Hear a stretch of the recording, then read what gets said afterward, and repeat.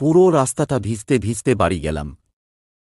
পরীক্ষা শেষ হতে না হতেই জোরে বৃষ্টি হতে লাগল। পরীক্ষাটা ভালো হয়েছিল, সবগুলো প্রশ্নের উত্তর দিয়েছিলাম।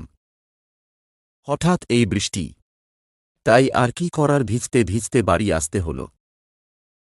প্রচণ্ড বৃষ্টিতে পুরোই ভিজে গিয়েছিলাম। ভাবছিলাম রাতে না আবার জ্বর চলে আসে।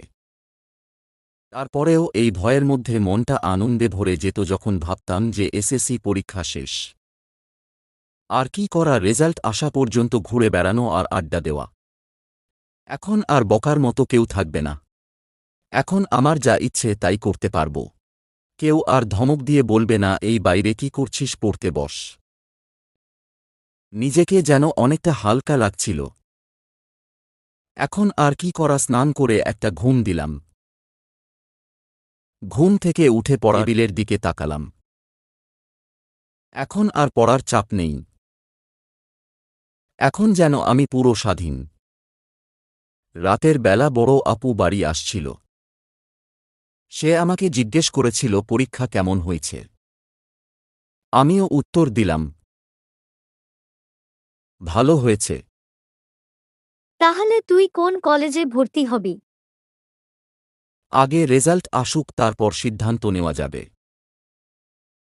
আমি যা ভেবেছিলাম এই ২-৩ মাস ফ্রি থাকব, কোন কাজ নেই, পড়ার চাপ নেই, স্কুল নেই। কিন্তু তা আর হল না। পরিবারের সবাই মিলে সিদ্ধান্ত নিল আমাকে কম্পিউটার সেন্টারে ভর্তি করাবে। আমিও তাদের মতের বিরুদ্ধে কোনো কথা বললাম না। তাদের ইচ্ছাটা আমি আপন করে নিয়েছিলাম। পরের দিন মামা আমাকে কম্পিউটার সেন্টারে ভর্তি করে দিয়ে আসল। প্রথম দিন ক্লাসের পড়া কিছুই বুঝলাম না। সবগুলো পড়া যেন মাথার উপর দিয়ে যাচ্ছিল। এরপর আস্তে আস্তে সবগুলো যেন জলের মতো পরিষ্কার হতে লাগল। ভালোই লাগছিল। এভাবেই যেন ২ মাস কেটে গেল। আজকে আমার কম্পিউটারের ফাইনাল পরীক্ষা। পরীক্ষায় পাশ না করলে সার্টিফিকেট দেবে না। তাহলে তো কোর্সের পুরো টাকাটাই লস হয়ে যাবে। পরীক্ষাটা হবে অনলাইনে কম্পিউটারের মধ্যে। একটু ভয় ভয় লাগতেছিল। পরীক্ষার আগের রাতে ভালো করে পড়লাম।